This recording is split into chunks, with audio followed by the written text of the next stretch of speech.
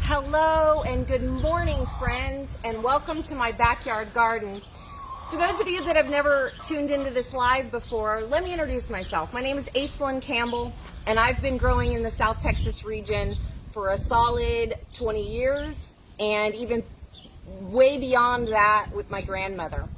10 years ago, I started an organization called Grow Local South Texas, and our goal was to create a network for local farmers, for access to local foods, and to help teach people how to grow food in our community so that we would all have access to it.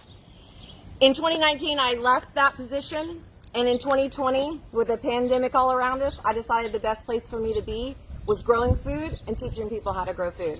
And so every Sunday morning at 10:30 a.m. Central Standard Time, we come into our backyard and we do a live.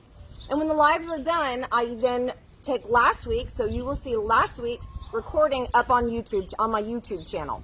So I hope you'll go over to my YouTube channel and backtrack. You can even backtrack to a year ago and see what the tour in early June looked like a year ago, so that you can see the comparison of my backyard garden.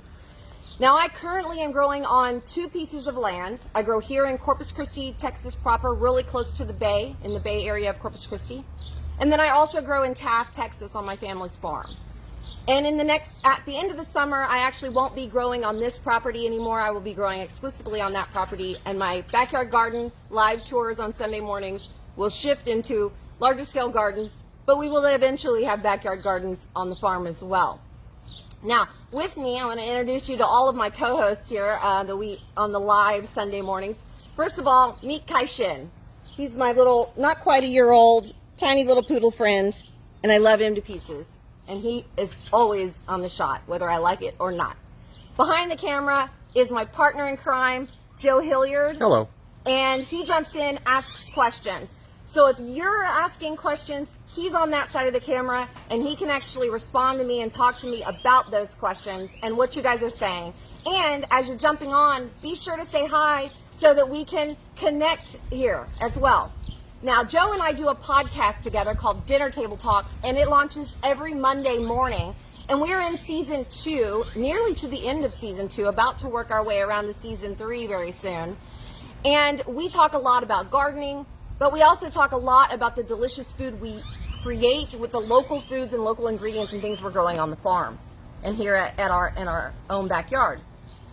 And what's fun about that is that we also then have the opportunity, because it's a dinner table conversation, to just talk about whatever comes to our mind. And for those of you that don't know Joe and Aislynn, those that do know Joe and Aislynn know that's always a show. There's no way for it not to be. We have a lot to talk about. We have a lot to talk about, or at least we like hearing ourselves talk, right? Great. So, a couple of things I want to share with you also as you're getting to know this. And for those of you that have been with me for a year and have been paying attention to this, just listen in as if it's an update that you maybe haven't heard in a while. I've got what I would consider 3 separate gardens in this space. One of those gardens is right here behind me. Now, this garden was started about 4 years ago, I believe, and it was started in that corner. And I built hugelkultur beds, all 5 hugelkultur beds, and built up the mulch on this part of the garden. And we used the chickens running through a tunnel to help clear this land as I created the gardens. And I would do it 1 small raised bed or hugelkultur bed at a time. 1, 2, and then the year after the hurricane, all of a sudden we had a lot of material to use, and so we built 3, 4, 5, all within the same year point of that. So this garden, of course, has been through, 1, some health conditions that I dealt with, where I got really quiet, didn't really have time or the energy to put attention on the garden. It's been through a hurricane. It's been through a massive freeze. It's been through flooding. It's been through drought. It's been through straight line winds in a city. It's been through everything that you can really imagine. And so if you go back to weeks and weeks of the last year of the YouTube videos that I have up there, you're going to see the weather reports, because I always talk about weather when we have massive weather, because a huge part of the way I garden is with the mindset of being prepared for the dramatic weather that we have in Texas, but also the dramatic weather that we are seeing all across the world as things shift with our climate, right? Okay, so Joe, did you have a question? Well, I was going to say another big event for this garden was about 15, 20 feet behind you was a massive water break. Oh, yes, that that's dumped right. tens of thousands of gallons of water. Basically like a solid 30 hours of water gushing out of a water main from the city water line. That happened as well. So this garden has seen a lot of things. In fact, I think this pecan tree has literally doubled the trunk size since we've lived here, and we've been living in this house not quite 7 years, but almost 7 years. So things to also know about this garden is one of the things that happened was I had a big, beautiful Turk's cap, red Turk's cap growing in this corner over here, and the freeze killed it. But that's okay, because one of the things that I do in my garden is to reseed and allow things to seed out and allow them to grow back on their own. And so you can see that the Turk's cap has already begun to come up. In addition to that, I had a very successful moringa tree that was growing right here, and I thought we had killed it, but look, it came back up from the roots, and now I'm growing a nice moringa tree, a bit more of a bush at this point. Pretty much everything that has come up in this corner reseeded itself and lived through the freeze. So you can also see that I'll have, and you'll see in the other garden, I have a lot of datura, which is the moonflower, which actually this isn't a plant I probably should have in a backyard garden with a little puppy that likes to chew on things all the time, because it actually is poisonous. So if you've got children and small animals, datura may not be a great thing to grow in your backyard garden if you leave them unattended in that garden. You want to be careful with that kind of stuff.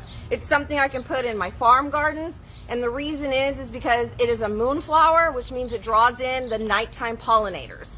And one of the things about having the access to the moonlight is that in addition to having the daylight hours of the sun, you also, when you're in a full moon situation, you have the full hours of the moon as well. So you have additional hours for the plant to grow, and you also have additional hours for the plant to be pollinated. So to have a plant in the garden that helps to attract pollinators to it during the moon hours, during the darkness hours, can be really beneficial. In addition to that, a lot of the BT worms that will eat your tomato plants, your pepper plants, all of those kinds of things, are actually, this is a host plant for them. So they will hang out there and spend more time on that, less time destroying your other stuff. Something to know about me, if you haven't followed these lives, is that I am a live and let live gardener.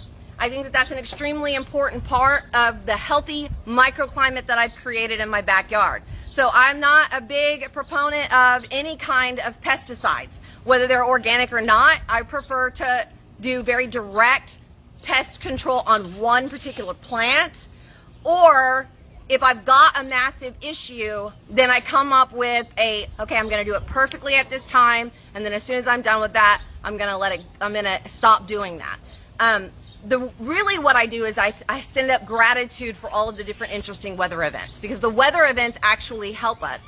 And I plant a lot of seeds. And if I plant a lot of seeds, then I don't have as much destruction that keeps me in unhappiness in my ability to harvest beautiful flowers, beautiful fruits, all of those kinds of things. Now sometimes when you get into a situation where I'm currently not tending this garden as well as I'm tending the garden out on the farm, just because I'm making a transition in my life, and that's a part of what's happening for me. So you can see that this is overgrown. But as you can imagine, this garden was completely dead in February, and it's completely grown back up again. And most of the things that are planted in this garden planted themselves. And replanted and regrew and all of those types of things. So one of the things that I would do here would be to go through and get things cleaned up, especially this time of year in the summertime. Now you can also see, and as we move to the other garden, you'll see that I leave a lot of my broccoli, cauliflower, all of that kind of stuff. I'm still leaving that through the season. Look, you can see that this one's actually very beautiful, and a caterpillar hasn't gotten a hold of it. And I could still eat the green leaves from this. And yes, you can eat broccoli leaves. They're delicious to eat. But it's also popping my florets as well. Now, if you look down inside here, you can see that this one's being eaten by something. But here's the deal. I am okay with those things being eaten at this time of year. I've gotten plenty of access to all of the different plants that I want to eat from my garden. And some of those cabbages may still head in a way that I'm happy with and want to take out. Like this beautiful storage cabbage right here. But if they don't, that's okay. They're actually food for the wildlife. They're food for the caterpillars. They're food for things that I don't want eating my stuff, like my tomatoes or my cucumbers or my whatever they're eating that I don't want them to eat, right? So that's something to know about this garden. This garden is a little bit of an older garden. As you can see, it's a little wild here because I let things kind of stay as they are. There's an okra in the middle of the path, right? Okay, so this is my newest bed. I built this hugelkultur bed just this year, just this past summer. The chickens had a fence on it. So this fence out here was pulled all the way out to this area. And if you kind of give them a shot where they can see that we put down mulch on this whole area and kind of turned that into a place for my young baby plants to live, and then built the hugelkultur mound up here and just kind of created a nice flow here and then into my gardens here. And it's created a nice space where even if I chose to sit here and just enjoy my gardens and look at my flowers and watch the birds come in, all of this space right here is available for me to hang out and even for my guests to hang out as well. So you can also see some of the things that I've done back there in the back. You can see that I've left certain things in pots, like my tomato plants. I find that we have too much pest pathogen water, especially as much water as we've had this year, to put my tomato plants in the ground here. And in addition to that, because I'm leaving this property, I want my tomato plants to live through the summer and give me fresh tomatoes also in the fall. So I'm putting all of those in pots this year, but I do have in all my areas container gardens as well. So you can see here how I've gotten, and most of this basil here is all reseeded from last season. So leaving my containers around almost as if they're their very own garden as well. Look at my little broccoli floret that's popping right there. And another like small cabbage head. It's perfectly fine for me to eat and to clean up as well. So, okay, so over here in this garden, I left this garden in a way that, you know, I don't have a lot of permanent, what I would consider perennial plants in here. That will be for the next person that lives in this particular property. But it's growing really well. I've still got chamomile that's still starting to pop over there. And I'm very, this year was a great year for me to seed. I seeded pretty much everything in this garden. No, everything in this garden has been seeded. Look, I have broccoli over here. It needs to be harvested. So these were late plants. This bed was done at the end of February and planted. Like I had it ready to go right before the freeze. And then I went ahead and just put late plants into this garden. Now things like the lettuce, that particular lettuce is going to seed, but that's okay because I'm going to deadhead that and save the seeds from that. And that's actually an iceberg lettuce style. Of course, there's other different types of lettuces and things in there as well. Some beautiful parsley. You can see the marigolds, and then a beautiful okra where this was just a random, let me just throw some okra seeds out and see what comes up, right? So now it's a beautiful plant. And this is my favorite size of okra. If you're going to eat okra, eat the little ones. I believe this is a red star, but a lot of my stuff is cross-pollinated because it's reseeded, okay? Are you getting any questions, Joe? No questions yet, but anyone can ask a question at any time. Hey, Aislynn, while we're walking right here, yes. Can you grab a little feed right there and stick, you know, Yeah. As soon as you open up that trash can, they're going to come running because that's the noise they're conditioned to. So our chickens have access to this run all day. That's their safe space. But in addition to that, we use these little tunneling systems. They're so inexpensive to make with PVC and hardware cloth.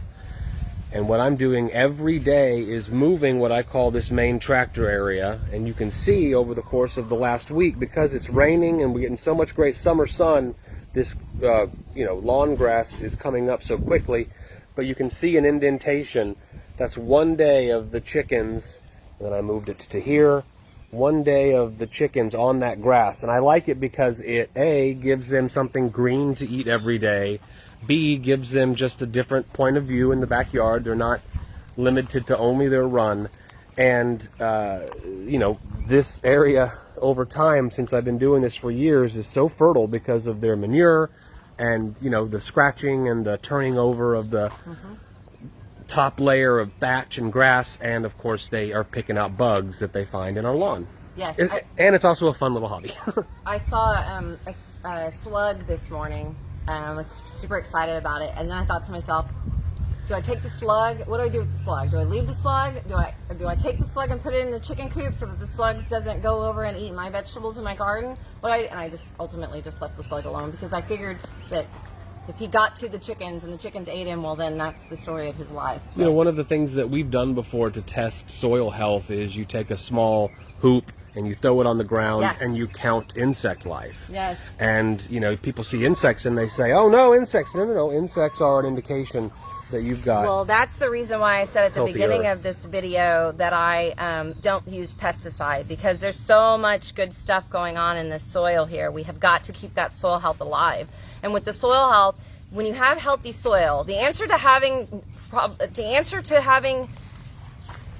your issues solved with pests in your garden, to have your issues solved with things eating your garden that you don't want to eat, to have issues solved with pathogens, which you have a lot of when you have a lot of water and a lot of humidity, which is where we are right now. That's when you see problems with that you ultimately can't solve unless you spend a lot of money on amendments and pesticides and fungicides and herbicides and all kinds of things like that. And so if you don't want to have to spend that money and you just want to have a beautiful garden, you have to give life to your garden. You have to give life, and part of that is the manure, leaving manure, your animal manure, your mulch from the. We use mulch from local tree trimmers. We just we've touched base with a lot of them, especially if you live in the Corpus Christi city limits. Contact them, ask them if they have a wood trimmer. If they do, tell them you want to be on their list of when they're in your neighborhood and they've got a load and they can drop it off for you. Yeah, you're just creating a network of people to support your lifestyle. That's exactly And their right. lifestyle, too. If you ever thought about getting backyard chickens, the first thing you need to do is find yourself a good chicken mentor, someone that's been doing it and does not mind answering your questions, because you're going to have a lot. I think this is important because I'm still seeing people with their backyards where like ducks are swimming in their backyards. Yeah, a lot of folks are really getting frustrated that have chickens with all of this rain we're getting. We've had the same amount of rain everyone else has had. Yeah, the mulch that we put in our coop and how often we do it and how thick it is keeps us from having those same muddy problems that a lot of folks are having. And we also are keeping healthy soil back here, which means some of those pests you don't want your chickens to get, like stick-type fleas, which are kind of almost your end of ever wanting to have chickens again. And when you get the stick-type fleas, is that you have healthy soil where your animals are, because animals, and you can go back, I'm actually not going to talk about this anymore because there's a video from a couple of weeks ago that's up on YouTube already where we actually talk in depth about that. But here's getting another about thing 6 I wanted eggs to a day. talk. 6 eggs a day. Yeah. I want to talk about this because a lot of people will say, okay, you got the weedy sunflowers going on here. One thing is that I'm not a big, huge fan of people just leaving sunflowers growing crazy all over the place, because it does look ugly. If you've got sunflowers growing all willy-nilly all over your front yard and you're not taking good care of keeping them cleaned up around it, then that is a problem. However, if you reseed, if you let your sunflowers reseed and you keep them contained and you manage them, they're actually very, very beneficial in your backyard garden, because they keep those birds off of your vegetables. And they keep the birds have a safe, nice place to hang out. They eat the seeds here, they eat the bugs here. They enjoy this like haven of place where they can hide out and eat the mosquito larvae out of the bath, out of the bird bath that they have over there. And it just creates a nice space. Also, one of the things to know about two things to know about sunflowers. One is that a lot of pests love sunflowers, and so it gives them a place to hang out rather than hanging out in your garden. But in addition to that, sunflowers are phytoremediators. And what that means is they actually suck toxin out of the air and out of the soil. Well, when you live in the city, any city, or particularly a city that has a lot of energy and industry around it, like ours does, then this helps to pull some of the toxins out of the air that are around your garden, where you're trying to keep your animals safe with good food in them so that you can eat it, and your gardens as well. So growing sunflowers is very beneficial. Tiffany adds that her giant sunflowers are growing ladybugs like a ladybug factory. It's the best. It's exactly right, because what happens is aphids find sunflowers to be almost like cotton candy. You can put broccoli. You know what they love? They love black-eyed peas and runner beans. Aphids love black-eyed peas and runner beans. So, but Well, they have good taste. Yeah, right. Yeah, agreed. But they will jump over. They jump. Aphids don't jump. They hardly even move, as a matter of fact. But what ends up happening is that they're over here more than they're over there, and then all of a sudden you've got ladybugs that help to eat all of those, and then you've got literally a microclimate with ladybugs eating aphids and birds eating ladybugs and aphids and all the kinds of things happening in your backyard, and you can sit on your little porch or whatever and watch this beauty of wildlife. Stay right there. I'm going to take a few step backs and point out that the sunflowers that you have allowed to continue to grow are purposeful in their location. Yeah, and every once in a while one comes up and I haven't gotten to it, but that's fine. You know, you just go back in and kind of deal with it. And I mean, I really need to do a lot of cleaning up over here so I can get down in there and see where there's onions that need to be pulled out, because it's time for me to pull out all my onions. That's going to go in a salad. Or a pizza. I love to put this or in a stew. There you go. Or some soup. Tiffany asks, do y'all give your chickens organic feed? And the answer is yes. We buy organic crumble.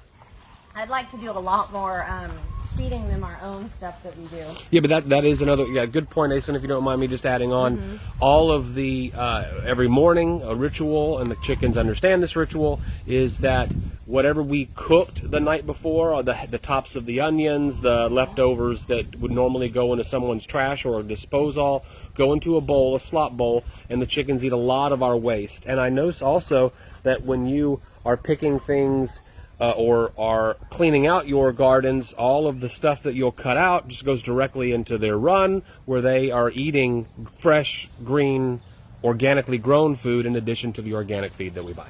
Yeah, absolutely. And, you know, it's a thing, I talked about this the other day on one of my videos, and it was about the idea of alchemizing rotten stuff in your life, right?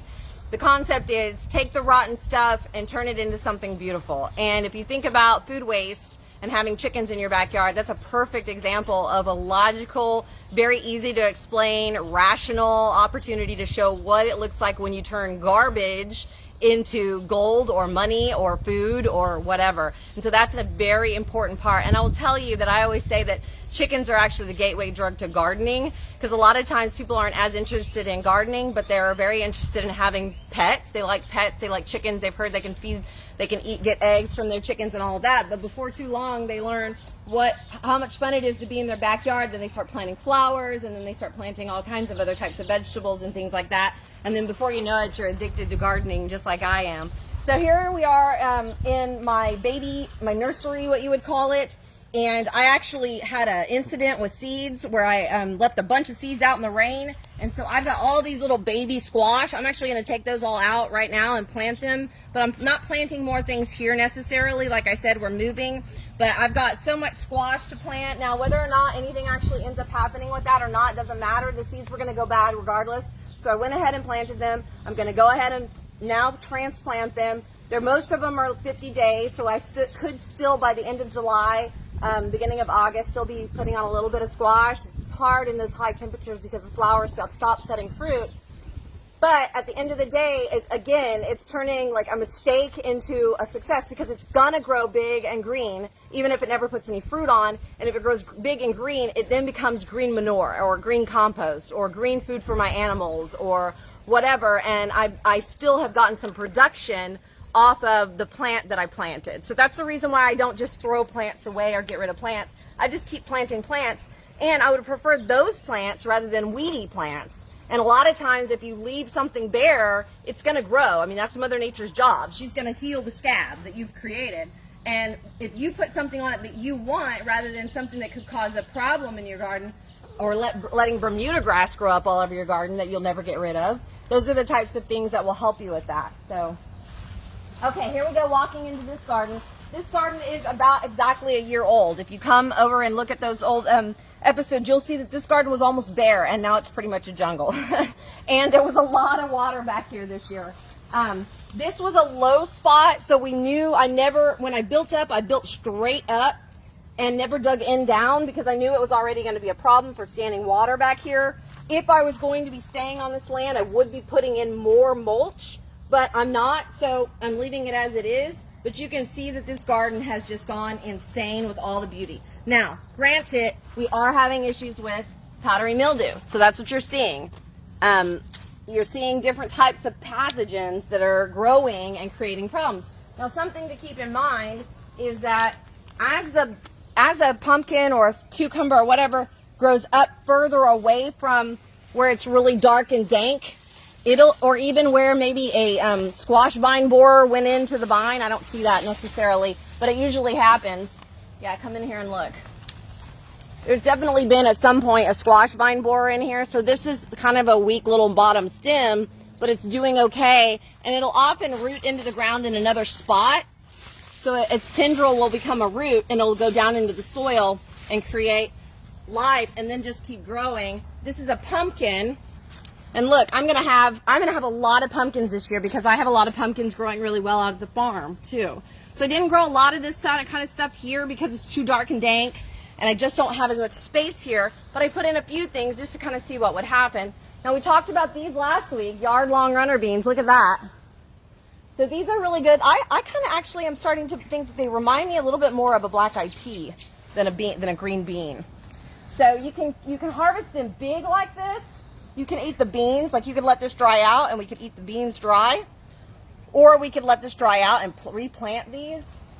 And then you can also take them when they're a little bit more tender than that and cook them in a delicious stir fry or anything like that. So, little short me, I can't reach that high.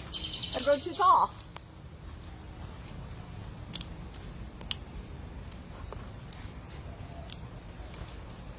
Okay, coming back around over here, there was a lot of water standing back here, and as you can see, the caterpillars are having a feast on all of these things over here. But like I said, I'm also getting access to seeing some of the most beautiful butterflies, all kinds of cool things, and I've eaten so much broccoli and cabbage this year that I'm like, it's fine, the butterflies can have it.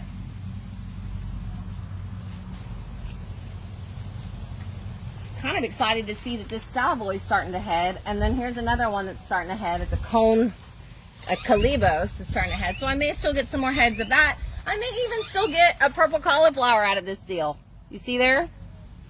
But in the meantime, I'm not too worried about any of this stuff. Just let it be. And you might be a little bit, a reminder, I am moving out of this garden. So I'm not tending it as closely as I'm tending the one out at the farm.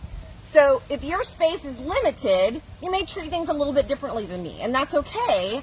But it depends on kind of what you're doing, where you are in your life, how much time you have. The most important part of it is to keep it alive, keep it growing. And if I'm not, like I told Joe, I was like, I actually need to go out there and look at the garden this morning before we do the tour because I've been so busy in the other garden because I'm harvesting literal bucket loads of everything from the other big gardens every day that I just don't have as much time for this garden. But you can see what's happening here with hardly any time spent on this garden. I haven't even walked into it hardly this much. Okay, I mentioned that datura plant.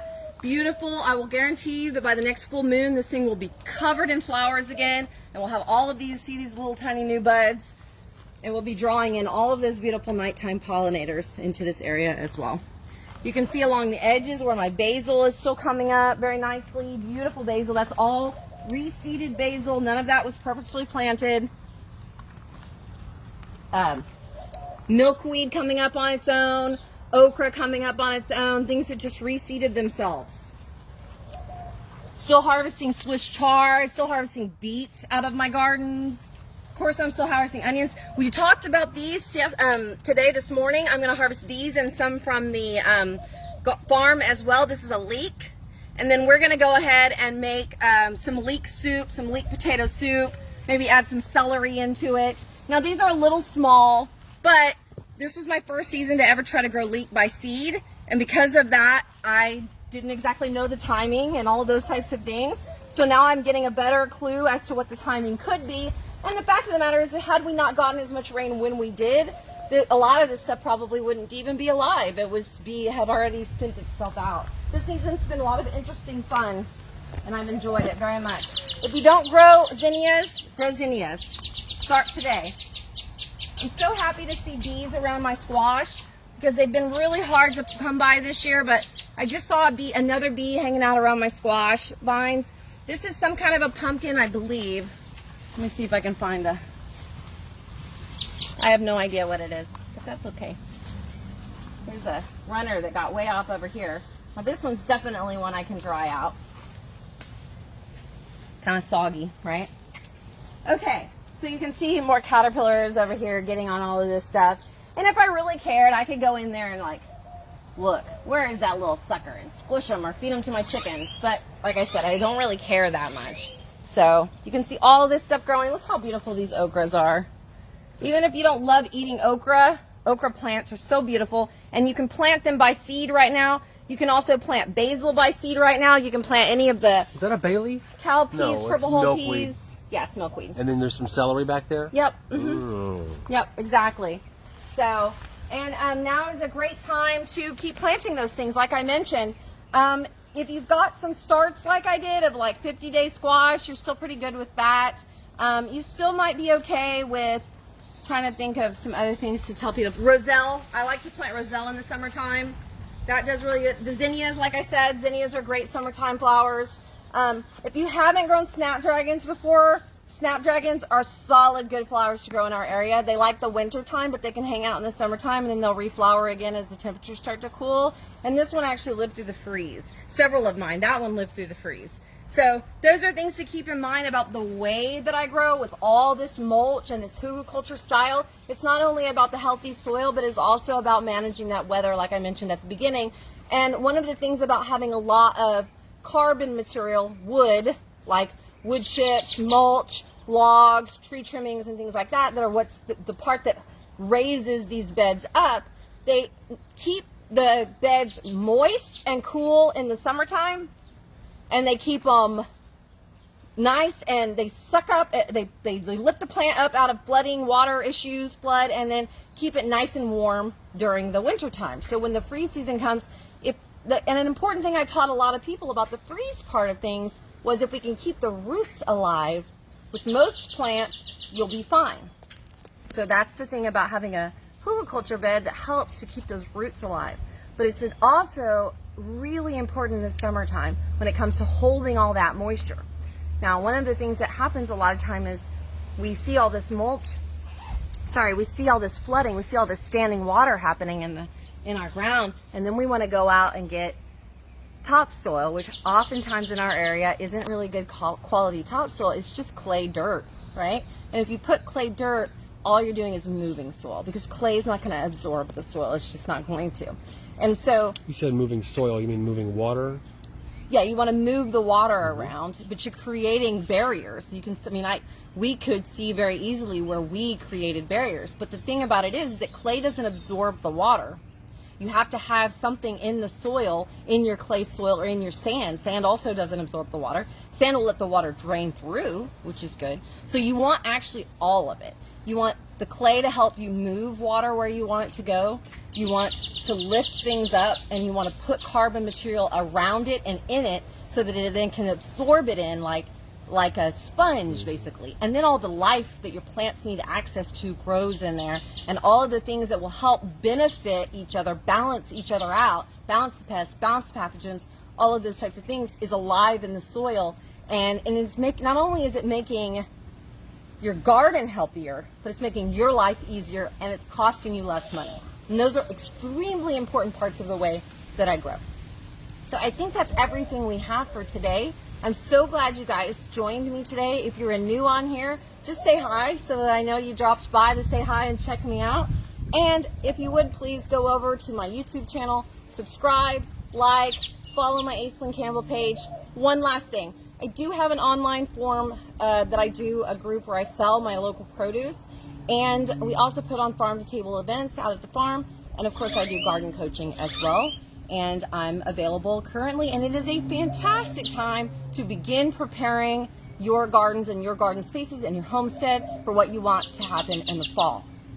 Give me a message, send me a DM, ask me questions on here. I'm really easy to get a hold of, and I look forward to talking to you all next Sunday. Also know that midweek, usually on Wednesdays, I'm doing a live as well. It's not usually about gardening, but somehow gardening is always going to be involved in the conversation. Have a fantastic Sunday, a fantastic week. I love you all. Bye.